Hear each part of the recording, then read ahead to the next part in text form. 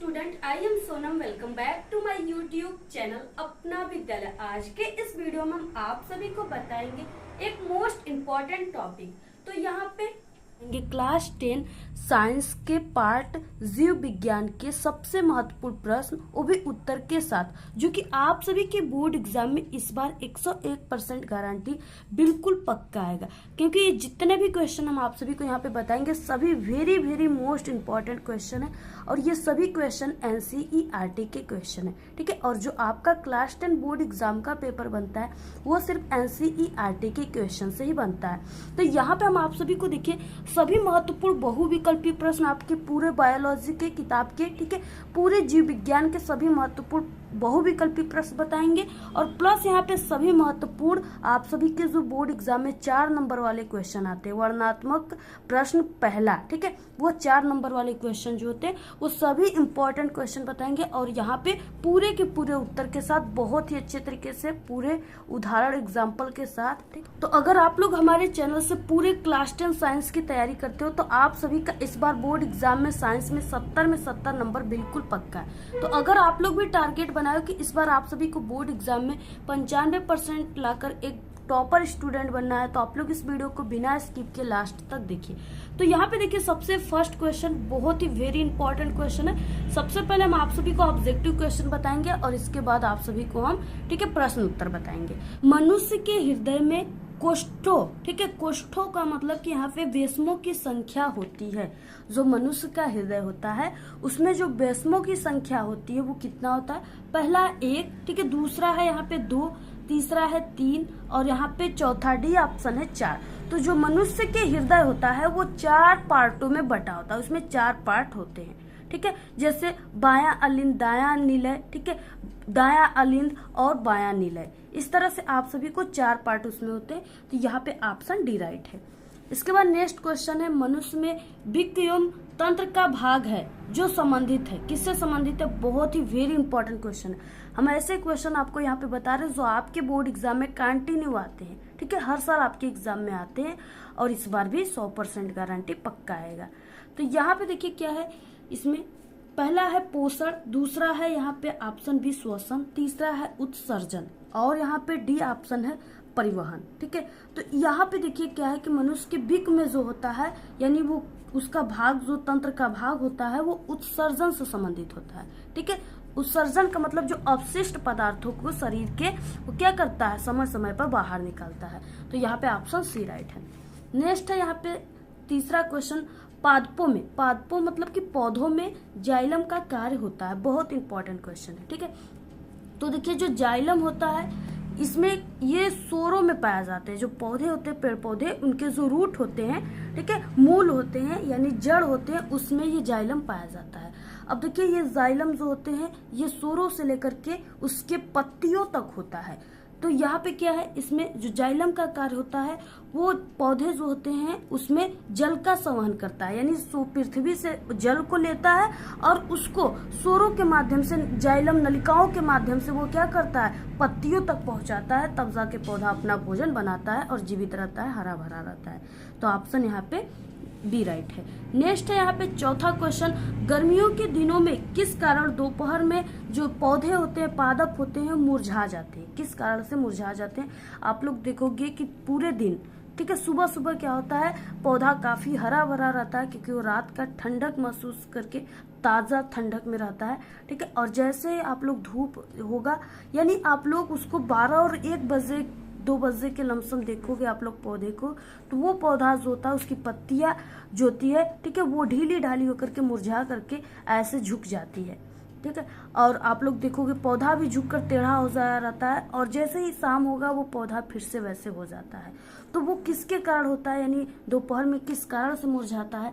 पहला ऑप्शन है वातपोत्सर्जन की कमी के कारण, ठीक है, दूसरा है वातपोत्सर्जन की अधिकता के कारण, तीसरा है प्रकाश संश्लेषण की कमी के कारण, चौथा है प्रकाश संश्लेषण के अधिकता के कारण। यहाँ पे देखिए ऑप्शन बी राइट है। ठीक है, वातपोत्सर्जन की अधिकता के कारण। वातपोत्सर्जन का मतलब क्या है, जो धूप होता है, सूर्य का प्रकाश होता है, उसमें जो पौधे होते हैं, ठीक है, उनके जो पत्तियां होती हैं, उनके जो डंठल होते हैं, उसमें से जो भी वो जाइलम के द्वारा जो उनके पानी अंदर गया होता है, उस पानी को सूर्य का प्रकाश होता है खींच लेता है। यानी वाष्पोत्सर्जन का मतलब पत्तियों में से पानी और उसके डंठलों में से पानियां जो होते हैं वो निकल जाते हैं। अब जब पानी निकल जाएगा तो वो क्या हो जाएगी, हरी चीजें मुरझा जाती है। तो यहाँ पे क्या हो जाएगा, option B right. Next question है 5वां, जो कि वेरी इंपॉर्टेंट क्वेश्चन है। ये क्या है यहाँ पे कि पराग कोष में होते हैं, ठीक है। पराग कोष, जैसे आप लोग जो फूल देखते हो, किसी भी चीज का फ्लावर आप लोग देखे हो खिला रहता है, उसमें क्या होते हैं, अंटीना की तरह इस तरह से उठा रहता है ऐसे, ठीक है। गुड़हल में जो होता है वो काफी आपको अच्छे तरीके से दिखता है कि क्योंकि उसकी जो पंखुड़ी होती है वो नीचे होता है और जो अंटीना सब होते हैं, ठीक है, ये ऊपर होते हैं अंटीना टाइप का। तो यहाँ पे उसी में ये जो चीजें हैं इसी को परागकोष कहते हैं, ठीक है। तो वही परागकोष में होते हैं। तो परागकोष में क्या होता है, परागकण होता है। ऑप्शन यहाँ पे ए राइट है। और परागकणों के कारण, ठीक है, जो फूल होते हैं उसमें क्या होता है, निषेचन की प्रक्रिया होता है। जो भंवरे होते हैं, ठीक है, वो उस परागकण पे बैठ जाते हैं और उनके पैरों में ये परागकण चिपक करके मादा से, ठीक है, नर से मादा में चले जाते हैं। इससे क्या होता है, निषेचन की प्रक्रिया हो जाती है और वो जो फ्लावर होता है वो फल में बदल जाता है। तो ये परागकण होते हैं, परागकोष में पाए जाते हैं परागकण। नेक्स्ट है यहाँ पे 6वां क्वेश्चन, अलैंगिक जनन मुकुलन के द्वारा होता है। अलैंगिक जनन जो है वो मुकुलन के द्वारा होता है। किसमें होता है मुकुलन के द्वारा, ठीक है, अमीबा में होता है, ईस्ट में होता है, या प्लाज्मोडियम में होता है, या लिस्मानिया में होता है। तो यहाँ पे ईस्ट में होते हैं, ठीक है। नेक्स्ट है यहाँ पे द्विनिषेचन पाया जाता है, डबल फर्टिलाइजेशन किसमें पाया जाता है। तो यहाँ पे सभी जीवों में, सभी पादपों में, आवृतबीजी पादपों में, केवल जलीय पादपों में। तो देखिए ये जो डबल फर्टिलाइजेशन होता है ये सभी पादपों में यानी सभी पेड़ पौधे में पाए जाते हैं, कोई भी हो, जलीय हो, आवृतबीजी हो, सभी प्रकार के, यानी सिर्फ पादपों में पाया जाता है, ठीक है, यानी पेड़ पौधों में। नेक्स्ट है यहाँ पे 8वां क्वेश्चन, निम्न में से कौन मानव में मादा जनन तंत्र का भाग नहीं है। देखिए मादा जनन तंत्र यानी कि मादा जो होते हैं, ठीक है, स्त्री जो होते हैं, महिलाएं, उसमें यानी कौन सा इसमें से भाग जो है वो नहीं होता है। तो देखिए अंडाशय भी होता है और गर्भाशय भी होता है और डिंबवाहिनी भी होता है, लेकिन ये शुक्रवाहिका जो है ये नहीं होता है, क्योंकि शुक्रवाहिका में स्पर्म पाए जाते हैं और ये नर में पाया जाता है। तो ऑप्शन सी राइट है। देखिए नेक्स्ट क्वेश्चन, देखिए जितने भी क्वेश्चन हम आपको बता रहे काफी समझाकर अच्छे से स्ट्रगल से बता रहे हैं आपके लिए, हम कितने मेहनत कर रहे हैं। तो आप लोग भी प्लीज हमारे इस वीडियो को अपने सभी दोस्तों में, जो भी है व्हाट्सएप ग्रुप आप लोग बनाए होंगे दोस्तों का, उसमें शेयर कीजिए, ठीक है। टेलीग्राम अगर बनाया तो उसमें भी आप लोग शेयर कर दीजिए।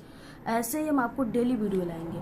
तो देखिए नेक्स्ट क्वेश्चन है, मानव में भ्रूण को पोषण मिलता है, यानी जो मानव में भ्रूण होता है, भ्रूण का मतलब क्या, यानी जो मानव में माँ के गर्भ में जो बच्चे पलते हैं, ठीक है, उनको भ्रूण कहते हैं। और उनको किस प्रकार यानी कैसे उनको भोजन मिलता है, पोषण उनको कैसे मिलता है, जिससे उनकी वृद्धि होती है, विकास होता है, ठीक है, किस तरह से होता है। तो यहाँ पे वो है प्लेसेंटा। प्लेसेंटा जो है वो माँ के गर्भ में पल रहे बच्चे को, भ्रूण को, ठीक है, पोषण प्रदान करता है, जिससे बच्चे की वृद्धि होती है, विकसित होती है, तब जा करके वो जन्म लेता है। तो यहाँ पे क्या है, प्लेसेंटा, ऑप्शन बी राइट। इसके बाद देखिए नेक्स्ट क्वेश्चन है, नर जनन अंगों से संबंधित ग्रंथि है, यानी नर जनन अंगों से जो संबंधित ग्रंथि है वो कौन सा ग्रंथि है। तो यहाँ पे देखिए प्रोस्टेट ग्रंथि जो है वो नर जनन अंगों से संबंधित है, ऑप्शन ए राइट है।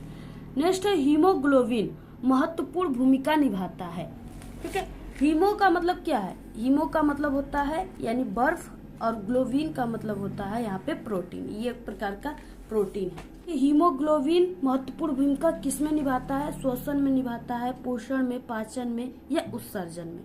तो यहाँ पे ये श्वसन में, ठीक है, ऑप्शन यहाँ पे ए राइट है, क्योंकि ये जो हीमोग्लोबिन होता है ये क्या करता है, फेफड़ों में, ठीक है, श्वसन को, ऑक्सीजन वगैरह को ले जाता है, यही यानी ये श्वसन का कार्य, इसका महत्वपूर्ण भूमिका होता है, ऑप्शन ए राइट है। इसके बाद नेक्स्ट क्वेश्चन है, स्वपोषी पोषण के लिए आवश्यक है, यानी जो स्वपोषी होते हैं, स्वपोषी का मतलब जो अपना पोषण स्वयं करते हैं, यानी अपना भोजन स्वयं बनाते हैं, उसमें उसके लिए क्या आवश्यक होता है पोषण के लिए। तो यहाँ पे सूर्य का प्रकाश, यानी देखिए स्वपोषी कौन होते हैं, पेड़ पौधे जो होते हैं वो स्वपोषी होते हैं, यानी पेड़ पौधे अपना भोजन स्वयं बनाते हैं। तो जो पेड़ पौधे अपना भोजन बनाते हैं वो क्या क्या चीजों से बनाते हैं, ठीक है। तो सूर्य का प्रकाश यानी सूर्य के प्रकाश बिना वो अपने भोजन नहीं बना सकते, ठीक है। तो इसलिए उनको भोजन बनाने के लिए सूर्य के प्रकाश की नेसेसरी होती है। उसके बाद कार्बन डाइऑक्साइड की भी जरूरत होती है, क्योंकि वो हमें ऑक्सीजन देते हैं और हम सभी जीवधारी उन्हें क्या करते हैं,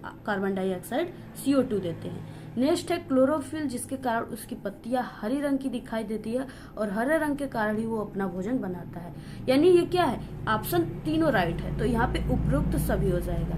नेक्स्ट क्वेश्चन है पादपों में वायु प्रदूषण को कम करने वाली प्रक्रिया है। तो देखिए पादपों में वायु प्रदूषण को कम करने वाली प्रक्रिया क्या है, जैसे पेड़ पौधे हैं वो हरे हैं, तो हरे हैं तो वो ऑक्सीजन अधिक देते हैं, ठीक है, जिससे हम सभी जीवधारी जीवित रहते हैं। और वो क्या होता है, वो किस तरह से हमें ऑक्सीजन देते हैं, किस तरह से, पहले वो जीवित रहते हैं तो वो प्रकाश संश्लेषण करके, यानी प्रकाश संश्लेषण मतलब कि वो अपना भोजन बनाते हैं सूर्य के प्रकाश में, प्रकाश संश्लेषण उस प्रक्रिया को कहते हैं। और इसी कारण से वो हमें ऑक्सीजन देते हैं, जिससे वो पूरा वायु प्रदूषण को जो है वो शुद्ध करते हैं, ठीक है। तो ऑप्शन यहाँ पे डी राइट है। इसके बाद देखिए नेक्स्ट क्वेश्चन है, जो कि वेरी मोस्ट इम्पोर्टेंट क्वेश्चन है और ये आप सभी के जीव विज्ञान से है। प्रकाश संश्लेषण की परिभाषा लिखिए तथा इसकी रासायनिक अपक्रिया का समीकरण दीजिए, ठीक है। परिभाषा लिखोगे तो यहाँ पे 2 नंबर आपको मिलेगा, प्लस आप लोग इसका रासायनिक समीकरण दोगे तो फिर से आपको 2 नंबर, यानी ये आपका 4 नंबर का क्वेश्चन है। और यहाँ पे 4 नंबर वाले क्वेश्चन हम आप सभी को यहाँ पे बता रहे हैं। तो देखिए सबसे पहले कि प्रकाश संश्लेषण की परिभाषा देना है, प्रकाश संश्लेषण किसे कहते हैं, ठीक है। और इसके बाद रासायनिक समीकरण देना है। तो देखिए प्रकाश संश्लेषण यानी कि जिसमें जो पेड़ पौधे होते हैं अपना भोजन बनाते हैं, उस पूरे प्रक्रिया को प्रकाश संश्लेषण कहते हैं। और देखिए इसको यहाँ पे इस तरह से कुछ समझे, प्रकाश संश्लेषण वो जैव रासायनिक प्रक्रिया है जिसके द्वारा सरल अकार्बनिक यौगिकों जैसे यहाँ पे कार्बन डाइऑक्साइड यानी कि CO2, ठीक है, तथा जल यानी H2O को प्रकाशिक ऊर्जा यानी सनलाइट, सूर्य का प्रकाश तथा पड़हरिम, ठीक है, यानी जो पेड़ पौधे जिस कारण से पत्तियां उनकी हरी दिखाई देती है, की उपस्थिति में कार्बोहाइड्रेट्स यानी ग्लूकोज के रूप में बदल दिया जाता है, यानी ग्लूकोज बनाता है, उसी प्रक्रिया को प्रकाश संश्लेषण कहते हैं, ठीक है। इसमें क्या है, जैसे यहाँ पे जो पेड़ पौधे होते हैं प्रकाश संश्लेषण कब करते हैं, हमने आप सभी को बताया कि उनको प्रकाश संश्लेषण करने के लिए फर्स्ट ऑप्शन में हमने आपको बताया था कि उनको कार्बन डाइऑक्साइड की जरूरत पड़ती है, जल की जरूरत पड़ती है और सनलाइट की जरूरत पड़ती है और क्लोरोफिल या उसे पड़हरिम कहते हैं उसकी जरूरत पड़ती है, ठीक है। ये सभी चीजों को लेकर के वो अपना भोजन बनाता है। भोजन में वो क्या बनाता है, कार्बोहाइड्रेट्स यानी ग्लूकोज बनाता है, ग्लूकोज का वो पोषण करता है और इससे वो पौधा क्या रहता है, जीवित रहता है, हरा भरा दिखाई देता है और हमें ऑक्सीजन देता है, जिससे हम सभी इंसान भी और जीवधारी भी जीवित हैं। तो ये है, ठीक है, ये तो था प्रकाश संश्लेषण की परिभाषा। अब देखिए ये जितने भी है, यहाँ से कार्बन डाइऑक्साइड से लेकर यहाँ ग्लूकोज बना रहा है, जितने भी इसमें दिया हुआ है, इसी से आप सभी को यहाँ पे रासायनिक समीकरण करना है। देखिए रासायनिक समीकरण में सबसे पहले आप सभी को क्या करना है, आपको यहाँ पे बोला है कार्बन डाइऑक्साइड, तो आपको यहाँ पे सबसे पहले क्या करना है, कार्बन डाइऑक्साइड को ले लेना है। तो यहाँ पे हम ले लेते हैं जैसे इस तरह से CO2, ठीक है, ये कार्बन डाइऑक्साइड है। इसके बाद प्लस यहाँ पे बोला है जल, जल का होता है रासायनिक सूत्र H2O, तो इस तरह से आपको H2O ले लेना है। और इसके बाद आपको ये जो रिएक्शन कर रहा है, यहाँ पे बोला है कि सनलाइट में, सूर्य के प्रकाश में, तो यहाँ पे आप लोग सूर्य के प्रकाश की उपस्थिति कर दीजिए, का प्रकाश और यहाँ पे पड़हरिम, सूर्य का प्रकाश और पड़हरिम से ये क्या बना रहा है, तो यहाँ पे क्या बनाएगा, यहाँ पे ग्लूकोज, और ग्लूकोज का जो सूत्र होता है वो होता है C6H12O6, ये क्या है, ग्लूकोज का सूत्र है, ठीक है, ये ग्लूकोज का सूत्र है। और यहाँ पे देखिए इसके बाद यहाँ पे यानी प्लस, अब देखिए क्या क्या बनाता है, यही यानी ये जो कार्बन डाइऑक्साइड है और यहाँ पे ये H2 है, इसी से ये ग्लूकोज बन गया। और यहाँ पे कार्बन की संख्या कितना हमने लिया है, ग्लूकोज को प्राप्त किया है, तो यहाँ पे कार्बन की संख्या 6 है, तो इधर भी आपको कार्बन की संख्या 1 है, तो इसको 6 कर देना है। 6 के लिए आपको यहाँ पे 6 करना होगा, जिससे कार्बन डाइऑक्साइड जो कार्बन है, सिर्फ कार्बन की संख्या कितना हो गया, 6 हो गया। और जहाँ पे ऐसे 2 लगा है तो इसका आप लोग यहाँ पे इसमें मल्टीप्लाई कर देंगे, तो यहाँ पे 6 का 2 में करोगे तो ये 12 हो जाएगा, यानी ऑक्सीजन की संख्या 12 है, ठीक है। तो यहाँ 6 ही ऑक्सीजन है। और यहाँ भी अभी हमको 12 ऑक्सीजन करना है। तो इसके लिए हम यहाँ पे क्या करते हैं, यहाँ पे क्या है, यहाँ पे देखिए सबसे पहले हम आपको बता दें हाइड्रोजन की संख्या यहाँ पे 12 है और इधर हाइड्रोजन की संख्या सिर्फ 2 है। तो इधर आपको क्या कर देना है, 12 से करना है। इधर ऐसे हमने 12 कर दिया तो यहाँ पे कितना हो गया, 12 दूना के 24, यानी यहाँ पे 24 हाइड्रोजन की संख्या हो गया। और इधर भी हमको यहाँ पे 6 करेंगे क्योंकि हमें ऑक्सीजन को भी बैलेंस करना है। तो यहाँ पे हम 6 कर दिए और यहाँ पे H2O, ठीक है। यहाँ पे जल निकल गया क्योंकि इधर जल है तो जल भी निकलेगा। अब यहाँ पे देखिए क्या है, अब ऑक्सीजन की संख्या को हमको सबसे पहले बैलेंस करना इधर। तो इधर यहाँ पे हमने 12 किया है तो ऑक्सीजन की संख्या 12 हो गया और इधर यहाँ पे 12, यानी इधर 24 ऑक्सीजन की संख्या है। कितना है, 24 है। अब देखिए इधर कितना है, क्योंकि दोनों ये जो तीर का निशान है इसके दोनों तरफ, ठीक है, यहाँ पे जो संख्या है तत्वों की वो बराबर होनी चाहिए। देखिए यहाँ पे ऑक्सीजन की संख्या 6 और यहाँ पे 6 कितना हो गए, यहाँ पे 12, और लेकिन यहाँ पे कितना है, सिर्फ 2 है। तो इसलिए हमें यहाँ पे इधर ऑक्सीजन की संख्या 24 है तो इधर भी करनी पड़ेगी। तो इधर हम इस तरह से 6 कर दिए तो ये हो गया 6 दूना के 12, ठीक है, और 12 हो गया यहाँ पे और 6 यहाँ पे, यानी 12 और प्लस 12 24। तो इधर जो है वो ऑक्सीजन की संख्या बैलेंस है, 24 है टोटल। इनकी संख्या इधर भी बैलेंस है और 6 यहाँ पे कार्बन की संख्या इधर भी बैलेंस है। इधर हम हाइड्रोजन की संख्या को इधर बैलेंस करेंगे, पहले काउंट कर लेते हैं। यहाँ पे 12 है, ठीक है, और यहाँ पे 2 है। 12 में क्या करेंगे, 2 का गुणा करेंगे तो ये हो जाएगा 24। इधर तो 24 है और इधर 12 यहाँ पे है और यहाँ पे 6 दूना के 12, यानी 12 प्लस 12 हो गया यहाँ पे। तो ये हो गया टोटल 24 हाइड्रोजन की संख्या, ठीक है। तो दोनों तरफ क्या, हाइड्रोजन की संख्या बैलेंस है, सभी तत्वों की जो संख्या है वो बैलेंस है। तो इस तरह से ये क्या हो गया, यहाँ पे ये सूत्र हो गया प्रकाश संश्लेषण की, ठीक है। और इसमें कुछ ऊर्जा भी निकलते हैं, प्लस ऊर्जा। तो इस तरह से आप सभी को ये जो क्वेश्चन आएगा प्रकाश संश्लेषण वाला, ठीक है, तो उसमें आप सभी को इस तरह से रिएक्शन कहेगा तो यही रिएक्शन आपको पूरा टोटल यही रिएक्शन आपको लिखना है, ऐसे ही लिखना है। और ये सब हम आपको समझाने के लिए लिखे, आपको सिर्फ ऐसे सिंपल सा रिएक्शन कर देना है, ठीक है। और रफ कार आप लोग कहीं भी कर सकते हो और उसको फिर से काट देना है। लार में कौन सा एंजाइम पाया जाता है, ठीक है। लार में जो होता है वो टायलिन और एमाइलेज पाया जाता है। ये क्या करता है, स्टार्च का आंशिक पाचन करता है। मनुष्य में 3 जोड़ी लार ग्रंथियां पाई जाती है। लार में उपस्थित टायलिन नामक एंजाइम जो होता है, उपस्थिति के कारण, यानी टायलिन नामक एंजाइम की उपस्थिति में मंड या स्टार्च माल्टोज शर्करा में बदल जाता है। जो भी हम लोग भोजन करते हैं वो, ठीक है, वो ये टायलिन और एमाइलेज जो है इसी के द्वारा हमारा भोजन पचता है। अगर ये नहीं होते तो वो भोजन नहीं पच पाता। तो यहाँ पे लार जो होते हैं वो इस तरह से पाया। लार में कौन सा एंजाइम पाया जाता है, टायलिन और एमाइलेज। नेक्स्ट है यहाँ पे मानव शरीर की सबसे बड़ी ग्रंथि का नाम लिखे तथा उसके कार्य का वर्णन कीजिए। मानव शरीर की सबसे बड़ी जो ग्रंथि है वो यकृत है, ठीक है। और यकृत का कार्य होता है पीत रस का स्रावण करना होता है। नेक्स्ट है यूरिया का संश्लेषण करता है। नेक्स्ट है यहाँ पे ग्लाइकोजन का संचय करता है और हिपेरिन यानी प्रतिस्कंदन कारक का स्रावण करता है, ठीक है। नेक्स्ट है यहाँ पे पीत रस क्या है, यह रस कहाँ स्रावित तथा एकत्र होता है। पीत रस जो होता है वो यकृत की कोशिकाओं में बनता है और यह जो होता है ये पित्ताशय नामक संरचना में संचित रहता है जो कि यकृत के नीचे स्थित होती है। पीत रस में पाचक एंजाइम होते हैं वो उपस्थित नहीं होते, किंतु यह वसा के पाचन में सहायक होता है। नेक्स्ट है पोषण क्या है, बहुत इंपॉर्टेंट क्वेश्चन है। इसके लॉन्ग क्वेश्चन, शॉर्ट क्वेश्चन दोनों आते हैं। पोषण जीवों के द्वारा भोजन तथा अन्य खाद्य पदार्थों के पाचन से पोषक तत्वों को प्राप्त करने की क्रिया को पोषण कहते हैं। बहुत इंपॉर्टेंट क्वेश्चन है। सभी question very most important question थे। आप लोग इन सभी क्वेश्चनों को जल्दी से रट लीजिए, याद कर लीजिए, समझ लीजिए, तैयार कर लीजिए, ठीक है। तभी जाके आप सभी का पूरे साइंस में 70 में 70 नंबर आएगा। और हमने आपको साइंस के इंपॉर्टेंट वायरल मॉडल पेपर भी बता चुके हैं। अगर आप लोग नहीं देखे हो तो जाकर देख लीजिए। और अगर आप सभी को इस सभी क्वेश्चनों का पीडीएफ चाहिए तो आप लोग हमारे टेलीग्राम चैनल को ज्वाइन कीजिए। उसका लिंक आपको इस वीडियो के डिस्क्रिप्शन में मिल जाएगा, ठीक है। तो आज के इस वीडियो में सिर्फ इतना ही। आपको ये वीडियो कैसा लगा? अगर वीडियो पसंद आए तो एक बड़ा सा लाइक कर दे, चैनल पे नए तो सब्सक्राइब करके बेल आइकन को जरूर प्रेस कर दे।